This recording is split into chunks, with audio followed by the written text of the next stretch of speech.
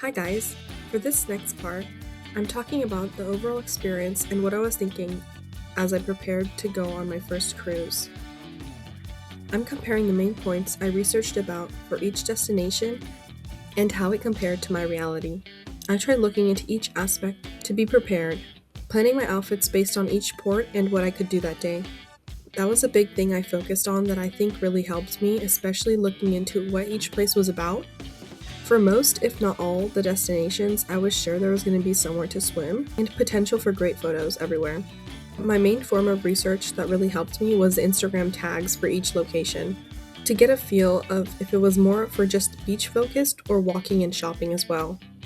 For day one, we flew over to Florida. This is the farthest I have ever traveled and the longest flight I've ever taken. I didn't know what to expect for the first day since we had to board the ship to a room and explore the ship's layout. I did not expect to have time to explore this port, but I was still super hopeful until after we got off the plane, we immediately got onto a bus that takes us directly to the ship.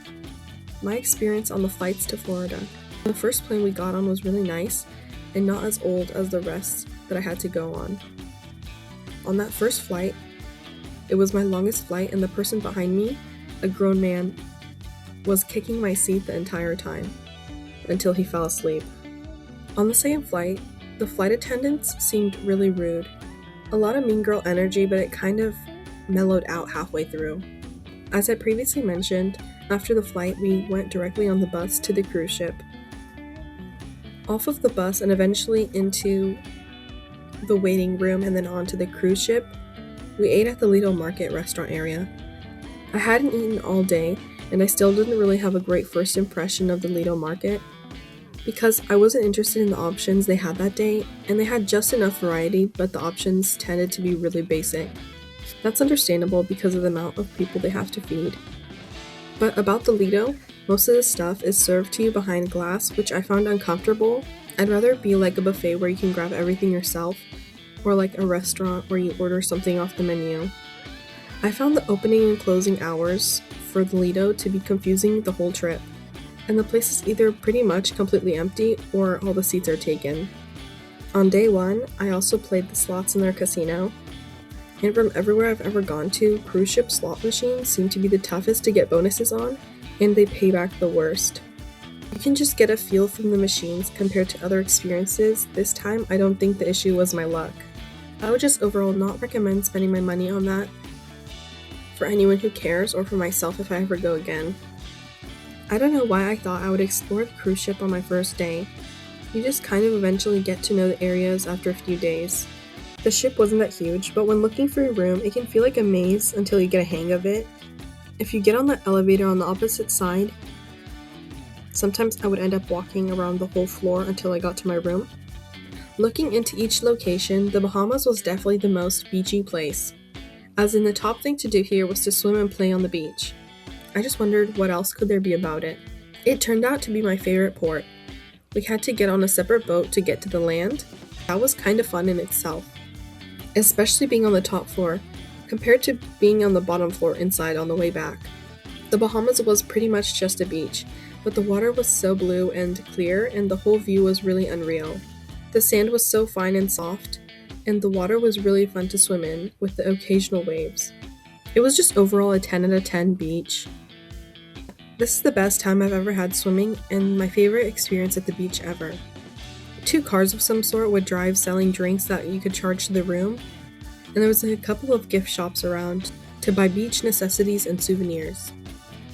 There's also basketball and volleyball courts around, and outdoorish bars or places to eat, but at this location, the cruise did provide a buffet upon arrival, which you could see more about that in part 1. Here's some photos from my trip. I tried to make like mini collages of my photos, if I had anything to show. Because of how many people we had in our room, they brought down this bunk bed that was above the regular bed. They put it down on the first day, and it's kept that way, I think, unless you request for it to be put up and reopened daily. And it makes it so you can basically only sit up fully on the edge of the bed. And just out of curiosity, I kept count, and I hit my head a total of 8 times that week. Honestly, day 3 at sea, there was nothing to do that I was really interested in doing.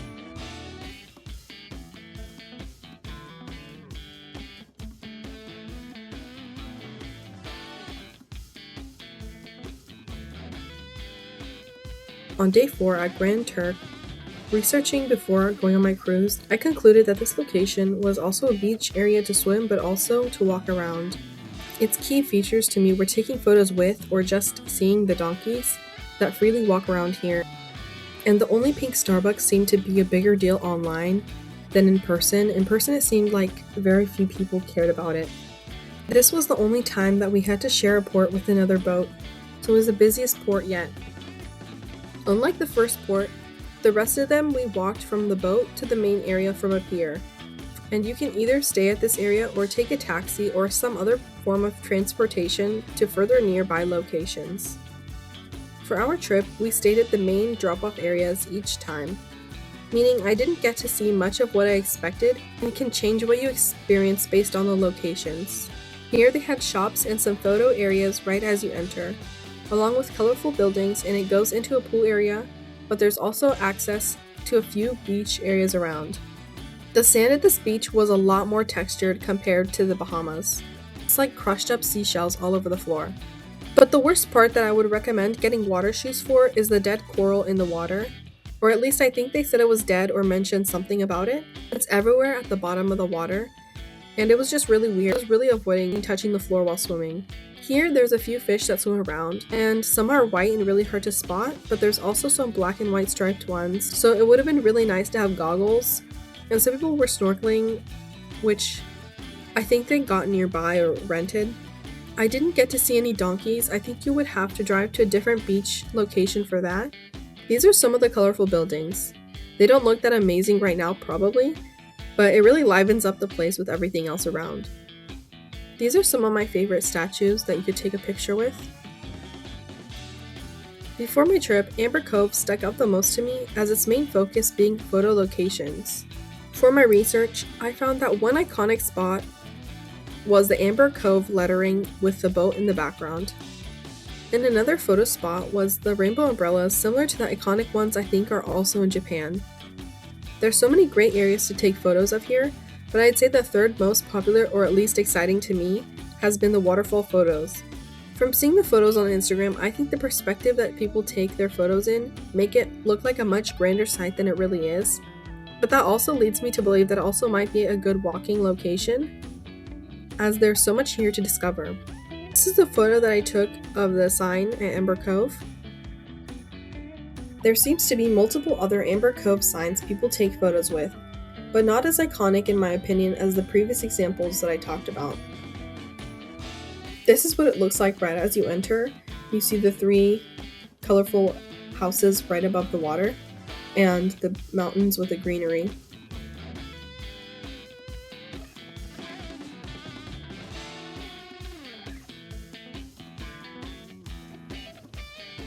I was right about the waterfalls. While they are pretty, they aren't as epic as the real ones you would expect to see. There's 2 of these, and it's part of a small murky koi fish pond area. While looking for a good waterfall example before the trip, I found this amazing place for photos. Sadly, I missed out on because I'd have to go further into Amber Cove, taking extra transportation to get here, and same for the rainbow umbrellas as well. These 2 areas were the most I was excited for at Amber Cove. Amber Cove ended up being pretty much just like a water park in some sense. You could buy an all-day pass for 2 slides that were $6 per person, and you can get an all-day pass for ziplining. There's a lot of souvenir stores, different cafes, and drink stands. But for my expectations, I was right about this mostly being an area to take photos of. These statues were around the previous fountain that I just showed in the last slide, and they were super cool. I think the blue one was my favorite. When researching, I didn't find anything out about this until I got there. It ended up being probably my favorite thing to look at. This was my second favorite port for how much there was to see here and take photos of with. There was not many people in the area directly off the port. I found it interesting how the coconuts this seller was showing in the net was way smaller than what he actually pulled out to open. It was $5 and it felt gigantic in person, and you can even go back later for him to open it to eat the inside of the coconut. But I feel like many people would not think to open the inside of the coconut, since the selling point, I guess, is the coconut water.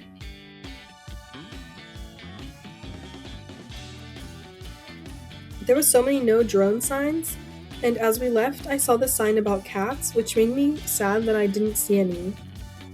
Day 6 ended up mostly being about looking at what activities I'd be interested in going to, napping, and honestly looking forward to the menu items in the dining room. They have a bunch of board games and an arcade-style room. They have mini games to go to like trivias and bingo, and events like origami and watercolor to go to. Florida Key West heavily markets its attributed origins to key lime pie. I wasn't even there yet, but it made me want to try it. I was really wanting to specifically go to Blue Heaven for its Tower of Meringue key lime pie. That most interested me out of all the other options that I saw. Unfortunately, these were in the area, but it was too far, and I didn't walk all the way to the other side. I was expecting to see way more chickens walking around, but there was still a pretty good amount of roosters spread out all over the area walking the streets.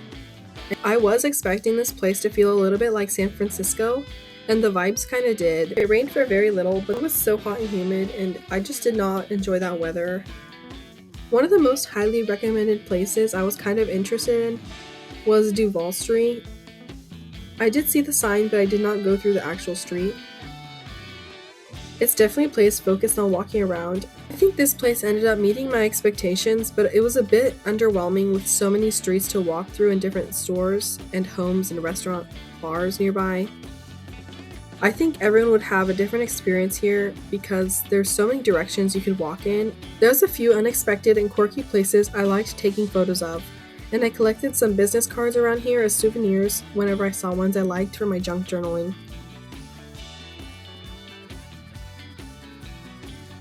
Before my trip, I thought it would be a shame if we weren't given the opportunity to explore Fort Lauderdale, since it was on the day we were supposed to leave.